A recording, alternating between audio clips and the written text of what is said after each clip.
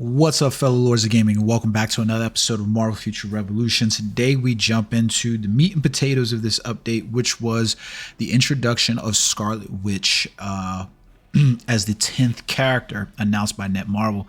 I think there's going to be a lot of players that are going to be very interested in her, because I think that she's just a popular character because of Elizabeth Olsen and what she's made. Prior to current status quo, I don't think that, Scarlet Witch was probably the most popular of mutants inside the comic books. I can think of a number of other more popular, infinitely more popular mutants. Well, I guess now Scarlet Witch technically not a mutant anymore, I guess, is that they change up her storyline so dang much. But more so Jean Grey or Psylocke, even Storm, and quite a few others. But we've basically got Scarlet Witch, and what I want to do is a little dive in on take a look at Scarlet Witch, because I think there's a lot of potential for this character. When I normally would say Doctor Strange is a utility character, of characters, meaning that you can kind of pick and choose, but he doesn't really exceed at anything. He's a control type character. Scarlet Witch is still a control type character, but she's a utility beast. And let me explain what I mean by that a little bit. But let's jump into her specialization first, because I think this is going to give you the best idea. So I don't have everything built out for her quite yet. I think I'm really reticent, but I think I will build her out completely the way I have Doctor Strange and spend some time in investing her, just because I like the design of the character a lot. But let's take a look at some of her skills inside here. The ones that immediately poked out interest to me were these four, which was Hex Magic, Essence Aptitude, increases all damage dealt to supervillains by, a set percentage for 8 seconds, a set second parameter when using Hex Energy class skills. We'll get into why this is, but if you're playing a lot of PvE, this is a really good skill. It is, because you're dealing damage to supervillains, so it's going to be essentially good, especially if you're playing a mode like Dark Zone. And this is where we get into that first look at what I mean by she has a lot of utility, meaning there's going to be a lot of switch up here in terms of what you can and what you can't do with this character, or anything else. Now we've got excuse me, that's not the other skill. It was this one right here. Chaos Control, the increase of max damage rate by a set percentage for a set amount of time when using a Chaos class skill. This immediately jumped out at me as well. I thought that was a really good skill, that max output of damage if you're just going for raw power on a character.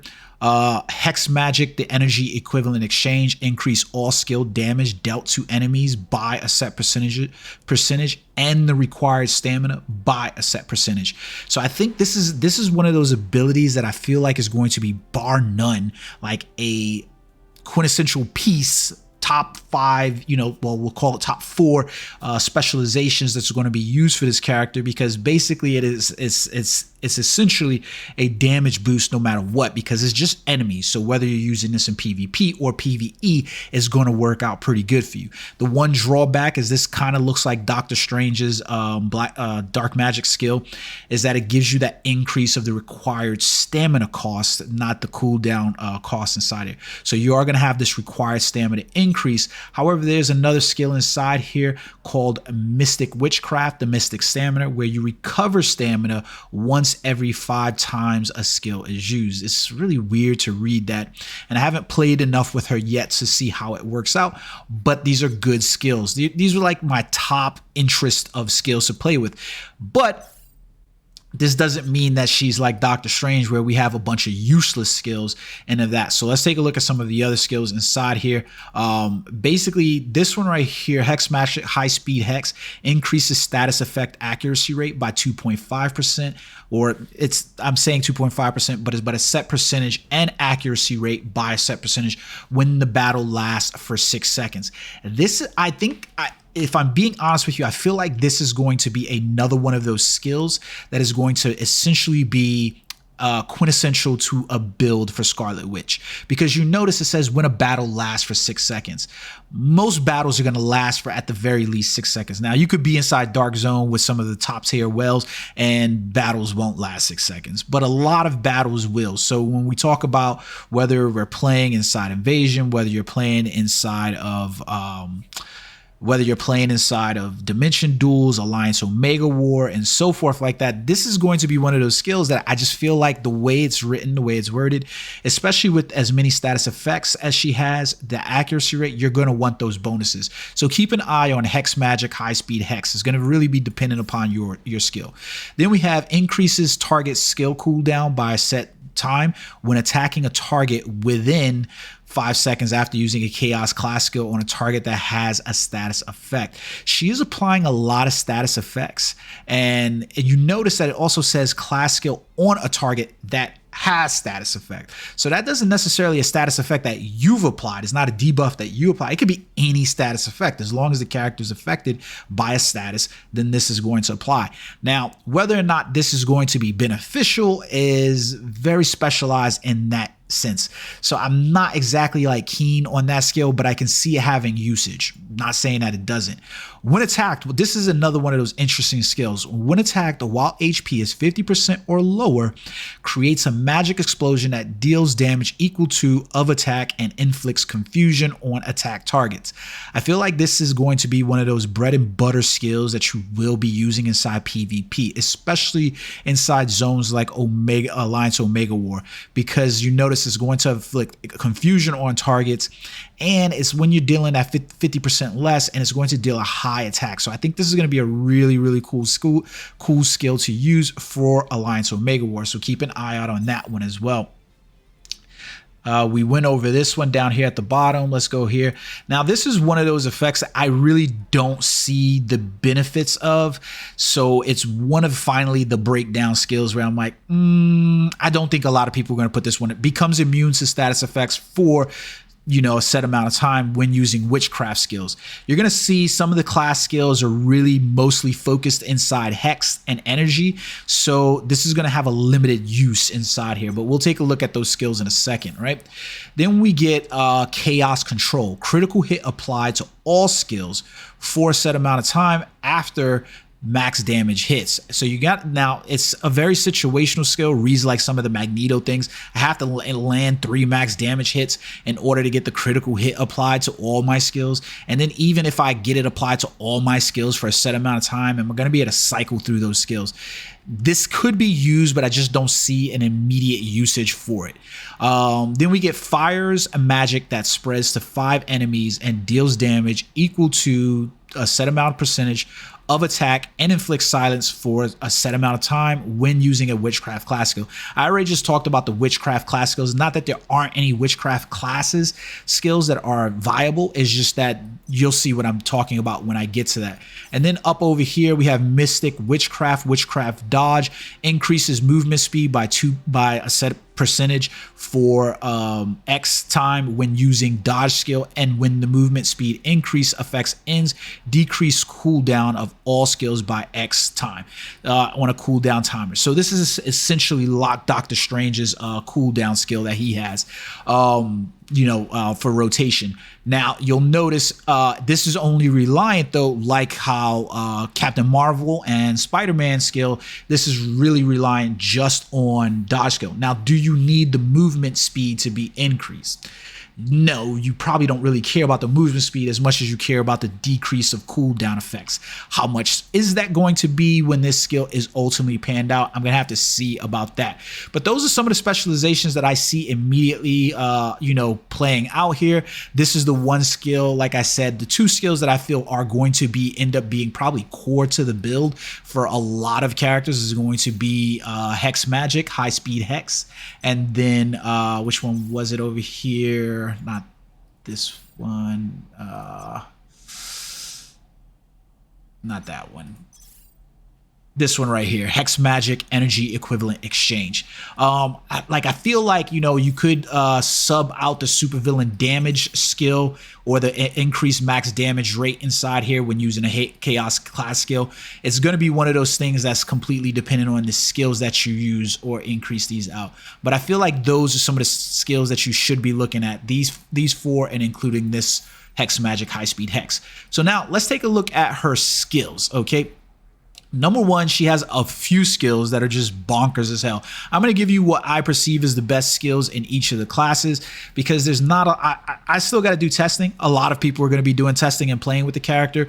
Going through these skills, these are some of the skills that I found to be exceptional inside the tree. And, you know, this is a first impression, so I want to be able to test these out and let you guys know in another future follow-on video. We've got Hex Projection. Hex Weave appears to be like the better of the skills inside here. The difference with Wanda compared to some of the previous characters is the way they've played out the skills. And you can see that with a lot of them, where it's like the stats and the effects are pretty much the same, but they build up in terms of energy cooldown cost, stamina, and then the damage output, basically overall. But they all kind of play off each other. I really like this skill because it creates that barrier that's equal to roughly about 40% of the max HP, and that barrier lasts for 10 seconds. Not to mention it has a pretty decent guard break on it, and it doesn't really have that long of a windup. But if you notice, it really looks like one of Doctor Strange's like his gateway dimension skills inside of here. So I'm gonna play around with it to see if she's stuck in animation. The thing that disappoints me with this skill a lot is that this skill lets me know that they understand the fact that Doctor Strange needs some kind of protection, and this is what they could offer: some type of super armor, some type of projection while he's in the animation for his gateway summoning, because you're creating a barrier here that's at least giving you 40% protection of your max HP, right? And then you're casting that powerful skill out there that's doing about 900% damage. This is a good skill. Some of the other skills in here, they're exceptionally good as well, especially because you notice they're still creating that barrier, right? Inside there, they even have decreased times. So in this one, you get to play around with quite a bit of them, you know what I mean? Like you can see. But to me, those two skills right here between Hex Projection and Hex Force Field. So Hex Wave and Hex Force Field. The other two aren't bad in and of their rights alone, but they seem more like setup skills. I think most players will end up going for Hex Projection, Hex Wave, or Hex Projection, Hex Force Field. And you notice that's a Hex Energy skill. Next up, we go inside Chaos Magic. The one that I liked the most was this Chaos Sphere. Now, it's doing a damage over time for 5 seconds. And you notice that it's applying instability when the skill lands. So it increases the stamina consumption by 30% and consumes additional dodge gauge 30% when using the dodge skill. So you pretty much lock a player into place when they're basically looking at the skill. Because if it lands, they're gonna have that DOT over time and that stamina consumption and their inability. So the stamina consumption is going to negate them from being able to cast certain skills, and then the consumes additional dodge. The dodge gauge when they use dodge is basically saying, hey, you're going to have to move away from me, and I'm doing damage to you, and you know what, you're gonna get penalized if you do anything towards me. So it's kind of cool because it's kind of like a reset on the skill. A lot of the skills, like I said, they build upon each other. So you can see Chaos Storm here still gives you that same effect of applying the increased stamina consumption, but you know, there's a lot less time on the cooldown and the required stamina as well. So it's not like you can't go there. I just thought that skill overall, to me, the Chaos Sphere was there for it. You know, like that was the most. But you notice she's applying a really, really good status effect here, increasing somebody's stamina consumption and their inability to use dodge gauge. Yeah, that's really wicked. And it goes all the way down to Chaos Judgment does these. So you could just play just for the stamina consumption and just to consume additional dodge gauge. I thought all of these skills in here were really good, but I really like Chaos Sphere. Now, keep in mind that it is a 23-second cooldown and a required stamina of 28. Next up, we have Psychokinesis. Hex Strike was definitely my favorite of these skills, but that doesn't mean that you have to go with that one, because there are a lot of skills in here that look exactly the same. Psychokinesis Hex Meteor applies a pretty decent guard break at the highest and gives you 13.2 seconds of cooldown, and requires stamina is only 24, and it has a higher guard break than Hex Strike does. So it's not necessarily that you have to use Hex Strike. It's just that I like the damage output on this skill. It's only like, 5 seconds seconds, give or take longer, in order to do it, and it's a medium guard break. It's up to you, but realistically, those were like the skills that I saw. Then we've got Hex Illusion that was in here. I really like the way this skill looked. It just has such a higher cooldown cost. Now that's when we start to really rev up like how much stamina and cooldown you're going to be able to have. Not to mention, remember, inside one of those specializations, you're going to be boosting up more than likely these required stamina costs quite significantly inside here. But you could go with these, right? These skills. Psychokinesis is one of the skills that I'm really looking at, like, does this skill need to be inside of your toolkit? And I don't think it does, if I'm being honest. And you'll see that I think there are better skills in here. Now, Language of Demise, yeah. Danny Koo and those guys are 100% right. This is your utility skill. This is like one of those utility skills inside here. And you can look at the status effects that these things are supplying. This was my favorite one, the Runic Absorption. Basically, it inflicts a curse of constraint for 5 seconds, decreases the attack by 25% for 6 seconds, deals damage equal to 20% of the attack, and makes the character unable to dodge for 3.5 seconds when cursed target uses a dodge skill, and then deals damage equal to 20%. So this is on inflicts curse of weakness for 5 seconds and curse of restraint.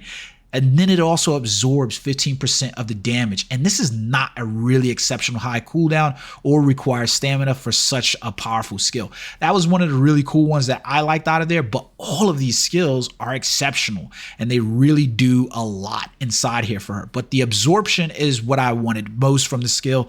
That you can see here, it absorbs 15% of the damage dealt as HP coming off the Runic Absorption, okay? So then we move on to Witch's Darkness. Witch Descent was the one I liked the most out of here, where it was decreasing defense by 25% when 4.5 seconds when the skill lands. The thing that I liked the most about this skill wasn't necessarily the effect so much as the movement. You notice that she starts out and she does the skill and then moves through.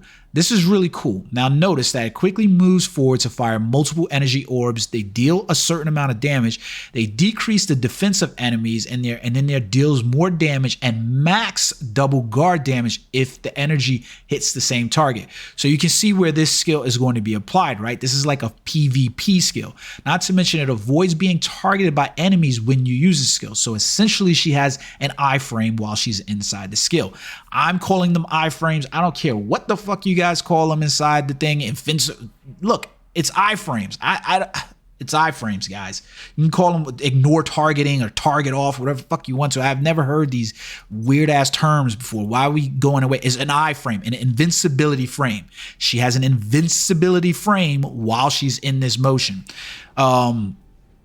Next up is the Hex Release. I didn't really see a lot from this skill that I was like, yeah, it's absolutely needed. This one skill right here, Hex Pinpoint, is actually a really cool looking skill. It focuses the Hex energy into a single point, deals 600. Now it says it drags and lands skills. It actually releases relatively really quickly for what the damage is on there, 660.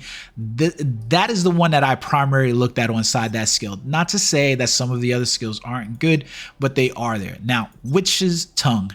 I really do feel like Language of Demise and Witch Tongue is definitely two of those skills that are probably going to be worked into everybody's kit at some point. This is one of the witchcraft skills that you will notice that I'm like, yeah, these skills are really interesting in terms of witchcraft. So you pretty much have like 2 skills in each of them at the very minimum, but this is where we get into that witchcraft skill, right? And now Witch's Tongue was something I really liked. Teleportation wave, especially because it teleports to the enemies and it releases. This is a great gap closing skill inside here. I really like the effect on it. There were some other skills inside here as well that looked like they were really good. Witch's Tongue Death Chain. Oh my God. It applies Confuse for 3 seconds when the skill lands, teleports behind the enemy, releases the damage and causes confusion, and it successfully transfers to nearby enemies to spread the damage. That's freaking great. This is an awesome skill. There's a lot of utility across this entire skill. Manipulates time and space. We got the recovery ultimate guard gauge up here around herself to become invincible, and recovers the ultimate guard gauge. So she has another invincibility effect. It really peeves me off just a little bit looking at Scarlet Witch, because she's definitely looking like the upgraded version of Doctor Strange. Like any of these invincibility frames, these super armors that they've basically getting her, these barriers and shield effects could have been applied to Doctor Strange to mitigate his time casting and to make him feel more powerful and more protected, but they didn't do that, and it's kind of odd, but it is there. Shape of Terror is an interesting skill. I actually really like this witchcraft skill because she creates an illusion of herself and near the target, and then she basically deals damage to and periodically infuses Scarlet Witch to increase her energy and attack. The effect is applied reaching max stat counts, untargetable while using these skills. So she has an iframe throughout this skill. The really cool bit about this skill too is basically you have to look at her like this is a Baron Mordo skill for her. They've basically in a sense given her a Baron Mordo like effect that's applying to her and given an invincibility time on that skill. It's really nice what they did with her illusion here. I really like the skill. The other one that I like inside this class is Terra Incarnate.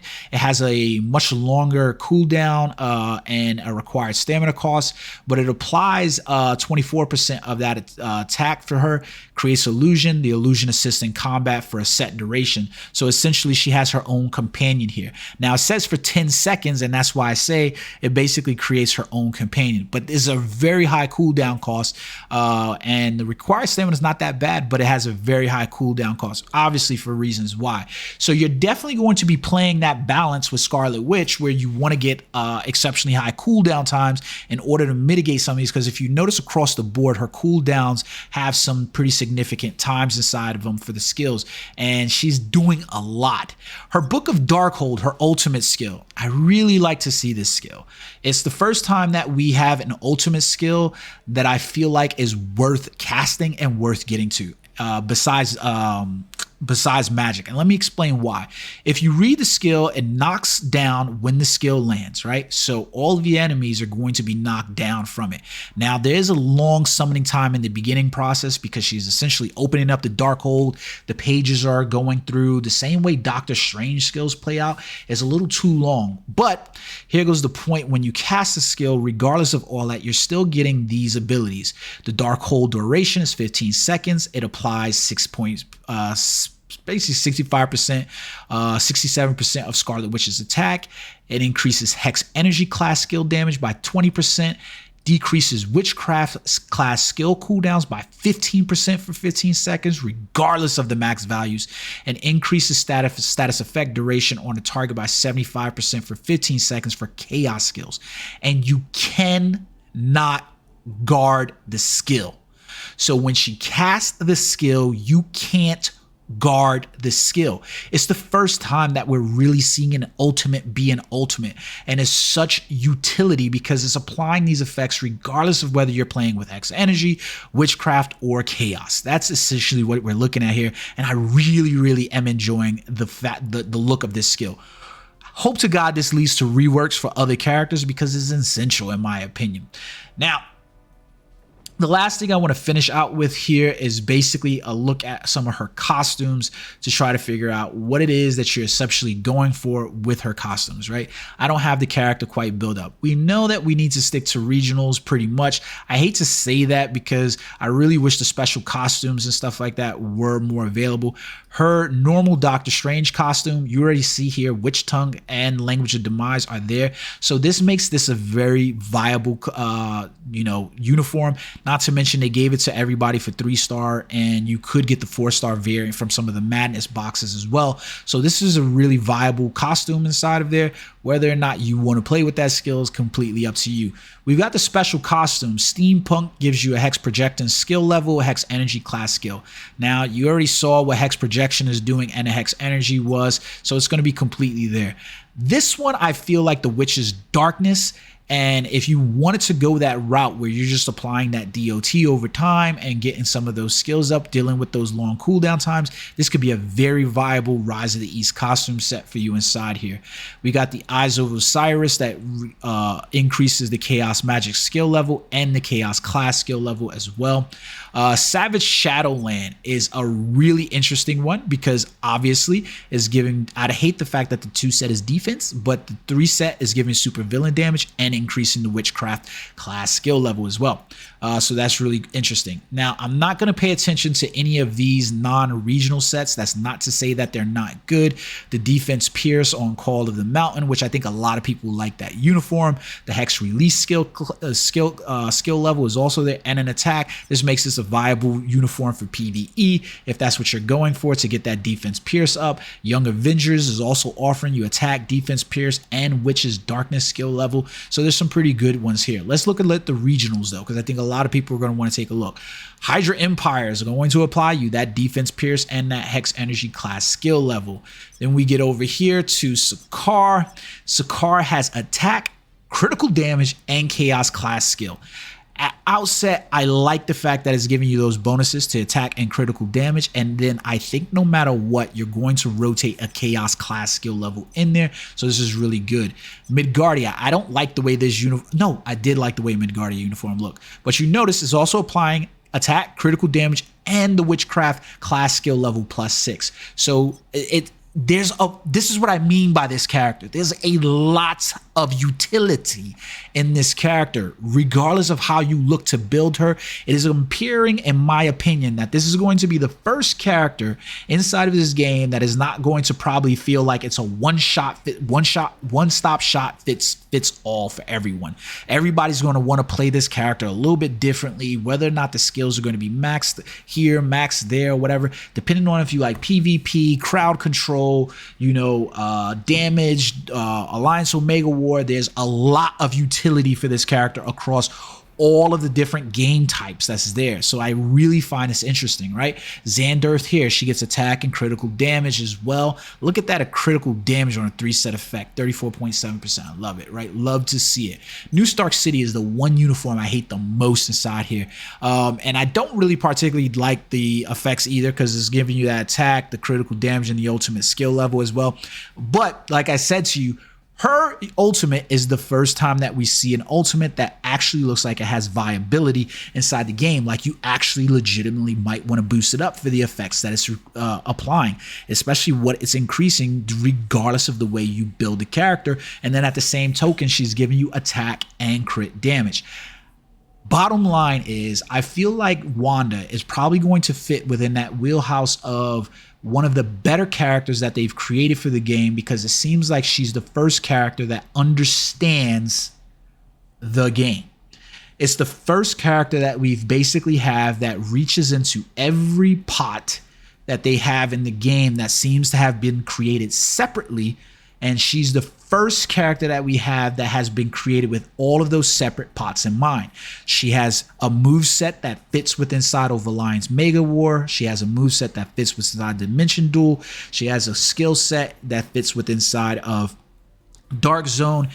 All of those pieces can be made to work for Scarlet Witch, or she can be made to work for all of those individual skill sets, depending on how you suit out the specializations, how you suit out her skills, but they are all viable, and that's the really cool part. The one thing that I'm concerned about the most about this character, I've got to play with her a little bit more to see how that pans out, is essentially her ability to cast on time. But you notice the one difference between her and Doctor Strange is that her casting time is mitigated by a lot of iframes. She has an infinite amount of iframes inside of a lot of her skills there, more than one. I think she probably has the most iframes on skills inside of this game now. She also has ways to mitigate with shields and things like that as well. And then she can't guard against her ultimate skill. Wanda is looking like she's going to be Billy Badass of the game. Whether or not that pans out, I don't know. One of the things that I wanted to point out to you guys is that you know, a lot of people don't know what she is going to be capable of because we're all pretty much still leveling this character up. Like right now, my character is sitting at about no, she's like level 105 or something like that, I think it is. That's what I was trying to show you guys. Yeah, she's sitting at 105, 74% power. I've pretty much gone through the majority of the Pegasus missions inside of here. I think like I've got to finish out Dark Domain, and right now I'm set at 105. The really weird thing is that I kind of remember playing through all of these missions and being able to get to 114, 113. For some reason, I completed some of my other characters and I've only gotten to 108.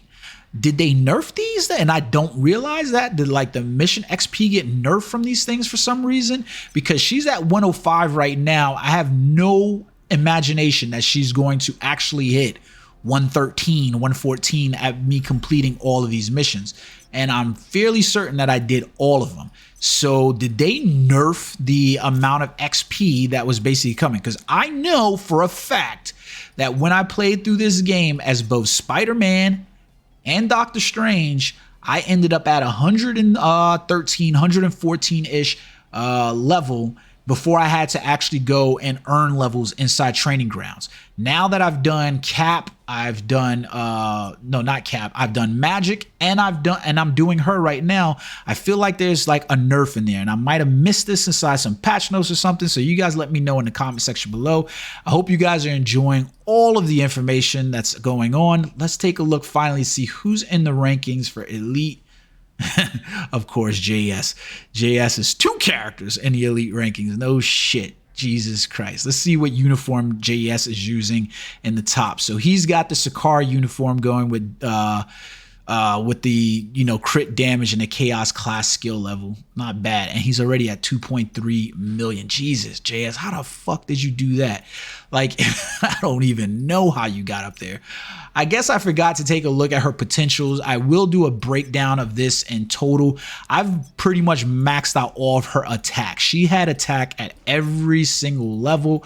I'm going to do a breakdown completely of this. This is a first impression of my Scarlet Witch. As I complete her later this week, I will do a breakdown of her pieces individual, the same way I did Doctor Strange's, to give you guys a better insight and a better deep dive look at the character for some of the Omega cards that you might want to add, her potential, her specializations, and we'll break these things down one by one. But this is my first impression of the character.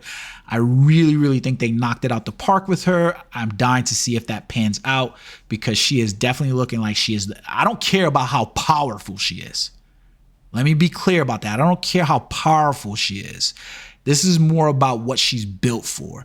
And my first impression is that her skill set between her specialization and her skills look like she's ready to be able to handle all of the content that's currently inside the game. Whether you're playing inside operations or arena, she looks like she's built for each and every individual one of these game modes with utility. That's just my opinion. Let me know what you guys think in the comment section below. Until next time, peace.